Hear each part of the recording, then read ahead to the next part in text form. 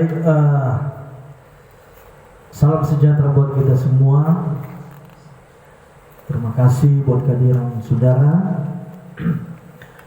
Pada kesempatan ini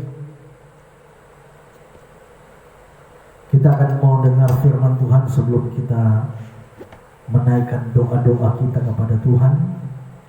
Kita mau dasari itu dengan firman Tuhan karena saudara, ya, iman itu timbul dari pendengaran firman, dan doa yang lahir dari iman itu berbesar kuasanya. Oleh sebab itu, ya, kita mau dengar firman Tuhan yang adalah kekuatan bagi setiap iman percaya kita, supaya tatkala kita berdoa kepada Tuhan dengan iman kita menerima setiap apa yang kita doakan.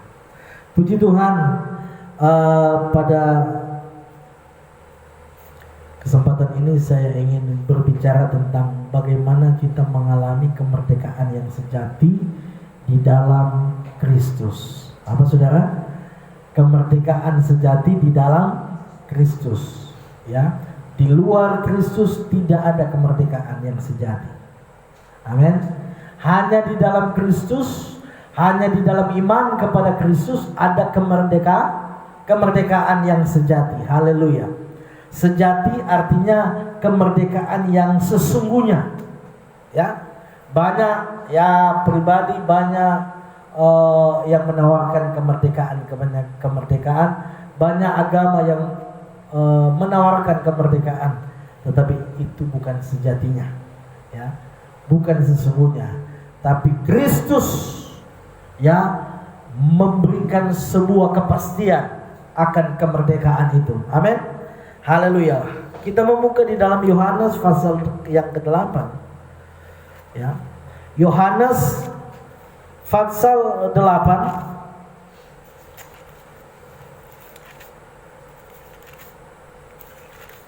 ayat yang ke-36. Sekali lagi Yohanes pasal yang ke-8 ayat yang ke-36. Di sana demikianlah firman Tuhan. Jadi apabila anak itu memerdekakan kamu, kamu pun benar-benar apa? Merdeka. Amin. Jadi apabila anak itu ditunjukkan kepada Kristus. Amin. Anak itu, ya saudara, dalam konteks ayat ini ditujukan kepada Yesus Kristus. Jadi bunyi firman Tuhan itu jadi begini.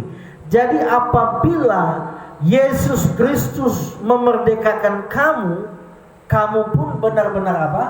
Merdeka. Artinya mengalami kemerdekaan yang sejati. Ya, benar-benar merdeka artinya merdeka bukan cuma sekedar iming-iming merdeka, tetapi kemerdekaan itu merupakan sebuah kepastian bagi setiap orang yang percaya di dalam Kristus. Amin. Ya. Terserah saudara menjabarkan kemerdekaan itu seperti apa, kemerdekaan dalam hal apa, ya. Yang pastinya di dalam Kristus ada kemerdekaan, entah itu kemerdekaan terhadap dosa, kemerdekaan terhadap kepahitan, kemerdekaan terhadap tekanan-tekanan hidup, dan berbagai macam, ya, kemerdekaan yang ditawarkan di dalam Kristus. Tetapi pertanyaannya begini. Pertanyaannya, bagaimana saudara dan saya bisa mengalami kemerdekaan itu? Ya. Bagaimana saya dan saudara yang sudah di dalam Kristus bisa mengalami yang namanya kemerdekaan yang sejati itu? Ya, karena ketika kita menjadi Kristen, ya, itu tidak secara otomatis kita ada dalam kemerdekaan yang sejati itu. Ya. Secara status mungkin kita bisa dikatakan sebagai orang yang merdeka. Kenapa? Karena kita sudah percaya, artinya darah Yesus telah menyucikan kita, membebaskan kita dari dosa sehingga kita merdeka. Ya. Tetapi untuk secara real, nyata, ya, kemerdekaan itu tidak secara otomatis. Haleluya. Nah, kesempatan sore hari ini saya ingin berbagi sharing dengan saudara, bagaimana sih supaya kita bisa mengalami kemerdekaan yang sejati itu. Yang pertama, kita bisa mengalami kemerdekaan yang sejati tatkala kita hidup terus di dalam Kristus, ya, di dalam iman dan ketaatan, ya. Lagi-lagi saudara, saya mau tekankan bahwa iman dan ketaatan adalah merupakan mata rantai yang tidak bisa dipisahkan, ya. Jadi kalau saudara beriman, otomatis saudara akan taat. Amin, saudara. Ya. Kalau saudara tidak taat pada firman Tuhan, kalau saudara tidak taat pada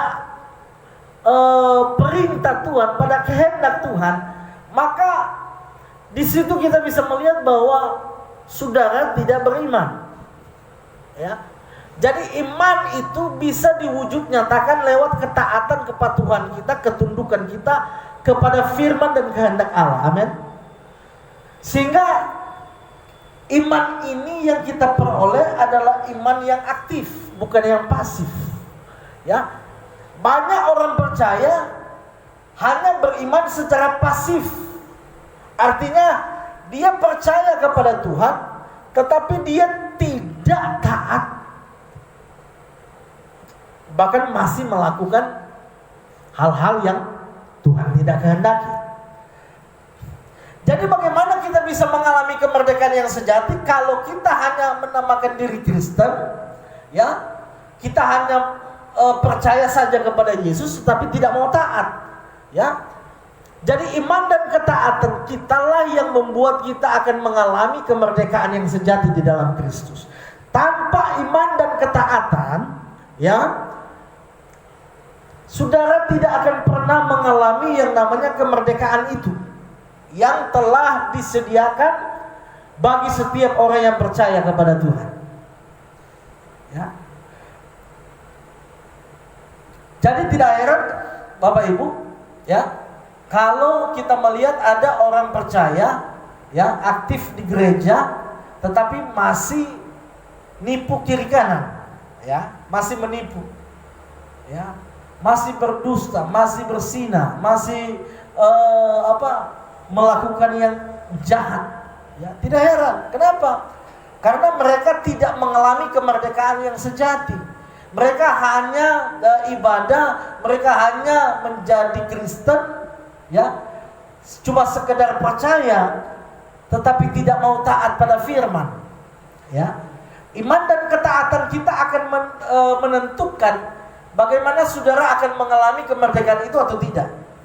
Kalau saudara tidak taat kepada Tuhan, taat kepada firman Tuhan, maka saudara tidak akan pernah mengalami kemerdekaan. Ya, iblis akan membuat saudara, iblis akan mempermainkan saudara sehingga saudara tetap ada dalam cengkramannya, tetap ada dalam apa? Cengkraman setan.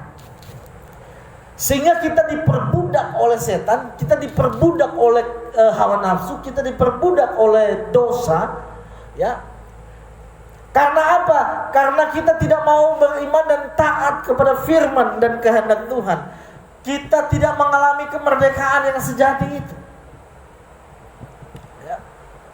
Oleh sebab itu, hal yang pertama, bagaimana supaya saudara dan saya tetap mengalami kemerdekaan itu, saudara harus tetap hidup di dalam Yesus, dalam iman dan ketaatan saudara.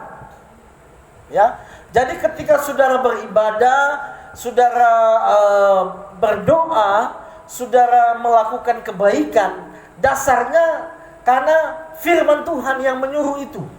Amin. Dasarnya adalah ketaatan kita kepada firman.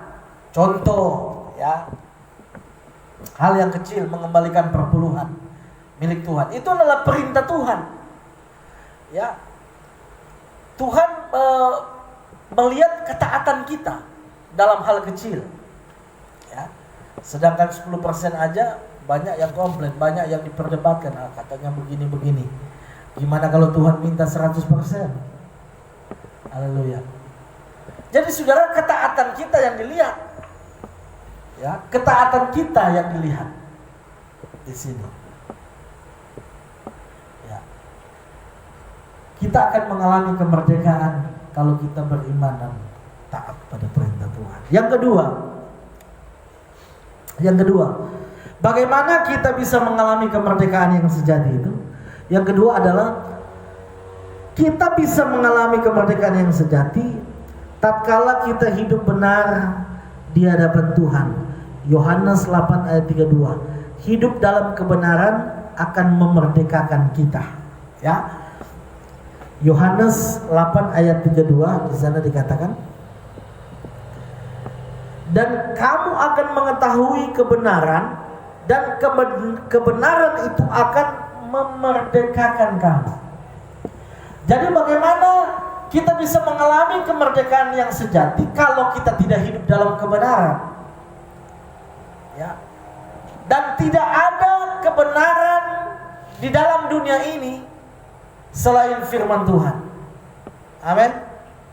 Tidak ada kebenaran yang sejati selain firman apa? Firman Tuhan.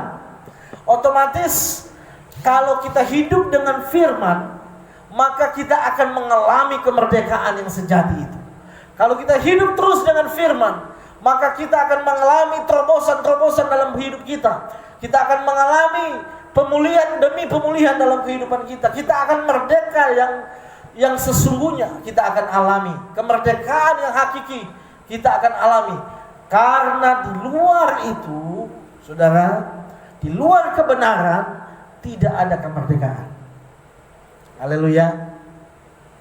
Ya. Yang perlu dimerdekakan dari kita adalah bagaimana supaya hidup kita ini tidak diperhamba, diperbudak oleh iblis dan dosa. Dan ini yang terus kita perjuang. Ya. Perjuangan kita bukan melawan darah dan daging kata firman Tuhan, tetapi penguasa-penguasa di udara. Dia adalah musuh kita, di mana iblis mau supaya kita diperhamba terus. Iblis mau supaya kita diperbudak terus oleh dia dan dosa. Amin. Oleh sebab itu Yesus menawarkan kemerdekaan yang sejati. Ya, kalau kita hidup dalam kebenaran Allah, maka kita akan selalu, setiap hari, setiap saat kita akan mengalami kemerdekaan demi kemerdekaan itu. Amin, saudara. Ya, jadi jangan saudara tidak hidup dalam kebenaran. Saudara dan saya harus hidup dalam kebenaran supaya kebenaran itulah yang akan memerdekakan kita. Ya, firman Tuhan itu yang apa? Memerdekakan saya dan saudara. Ya, sehingga kita benar-benar mengalami kemerdekaan itu. Oke, baik. Yang terakhir, saudara-saudara, bagaimana kita bisa mengalami kemerdekaan yang sejati itu? Yaitu kita bisa mengalami kemerdekaan yang sejati tatkala kita menjaga hubungan yang baik dengan Tuhan dalam doa dan persekutuan dengan Tuhan sampai pikiran dan kehendak Kristus menguasai seluruh hidup kita. Amin. Kita akan mengalami kemerdekaan setiap hari jika kita setiap hari menjaga hubungan yang baik dengan Tuhan melalui doamu dan persekutuanmu dengan Tuhan. Amin. Makanya saya mengajar jemaat ya untuk selalu berdoa kepada Tuhan dalam setiap tingkah langkah kita. Kita harus melibatkan Tuhan dalam setiap perbuatan kita.